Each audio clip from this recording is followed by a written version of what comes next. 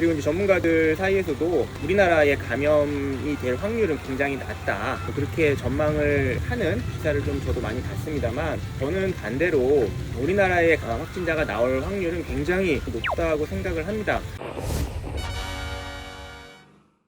네, 안녕하세요. 약드라이브의 칼로리입니다. 자, 오늘은 제가 미생물 학회에 와 있습니다. 미생물 학회니만큼 오늘은 미생물 이야기 하나를 좀 해볼까 하는데요. 바로 원숭이 두창 바이러스입니다. 제 주변에 보니까 이 코로나 바이러스 감염보다 이 원숭이 두창 바이러스 감염을 더 무서워하시는 분들이 계시더라고요.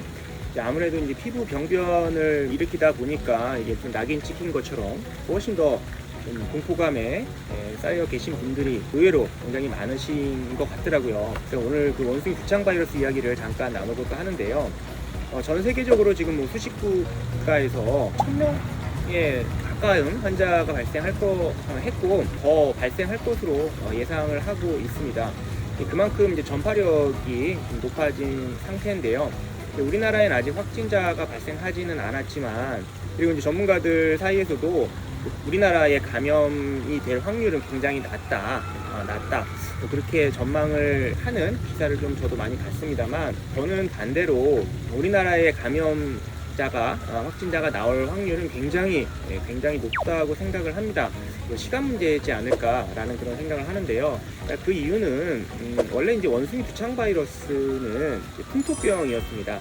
그러니까 이제 아프리카 특정 지역에서 이제 발병하는 그런 감염병이었고, 그 지역에 가서 야생 동물이나 그 환경에서 접촉을 하거나 밀접 접촉자와 접촉을 하거나 그래야지만 이제 감염이 되었던 감염병이었는데, 이게 전파력이 강해졌다는 거죠. 풍토병을 벗어난 지역에서도 발생했다는 거는 변이가 좀 발생했다거나 해서 전파력이 굉장히 강한 바이러스가 변이가 생겼다고 볼 수가 있는 것이고, 그렇다 보니 지금 전 세계적으로 확진자가 속출하고 있는 그런 상황이라는 거죠. 자, 그래서 이 정도의 전파력을 가지고 있다면은 우리나라의 전파될 확률도 굉장히 높다고 저는 보는 겁니다. 세계화가 되면서 이제 아무래도 이제 그런 전파력이 높은 바이러스 감염병이 생기면은 전 세계적으로 퍼져나가는 건 굉장히 시간 문제거든요. 최근에 이제 코비드19 이후에 국가마다 이제 금세령이 내려지긴 했지만, 현재는 여행이나 이동이 굉장히 자유로워졌죠. 이제 그러다 보니까 이 정도 수준의 전파력을 가진 바이러스라면 이동이 이렇게 자유로운 상황이 다시 돌아왔기 때문에 전파력은 굉장히 높다고 볼 수가 있겠고, 그만큼 전파가 되는 양상은 확대될 것으로 보여진다는 거죠.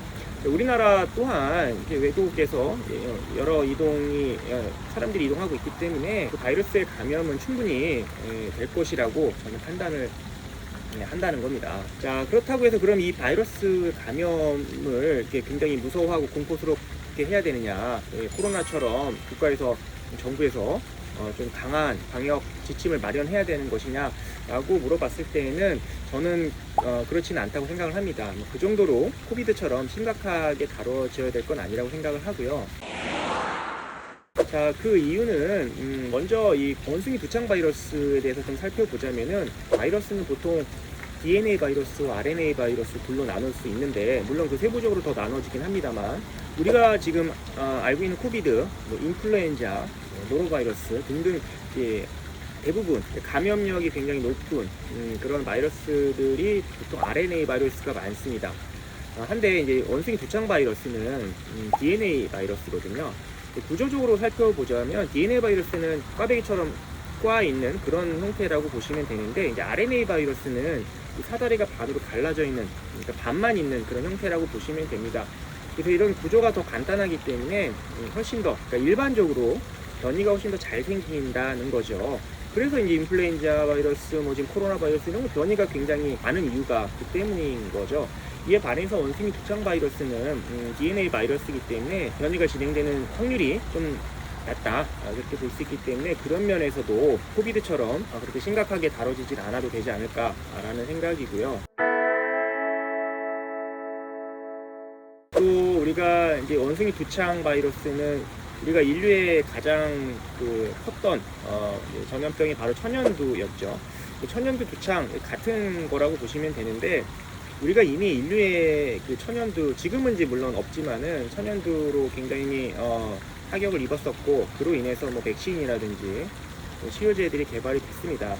다행히 우리가 경험했던 이 천연두와 두창이 비슷하기 때문에 어느 정도 예방 효과가 있다라고 알려져 있죠. 그렇기 때문에 그만큼의 큰 전파력이 코비드처럼 빠르게 진행될 거라고 보지는 않습니다. 그래서 크게 그런 두 가지 면에서 봤을 때 물론 이제 국내 유입이 될 확률은 굉장히 높지만 언젠가는 될 거라고 보여지지만 코비드처럼 그렇게 우려할 사항은 아니라고 보여집니다. 그렇기 때문에 제 주변에서도 이 원숭이 두창 바이러스 감염에 대한 공포감이 굉장히 두려워하시는 분들이 많지만 뭐 굳이 그렇게까지 무서워하지는 않으셔도 된다는 점을 오늘 좀 말씀을 드리고자 합니다. 감사합니다.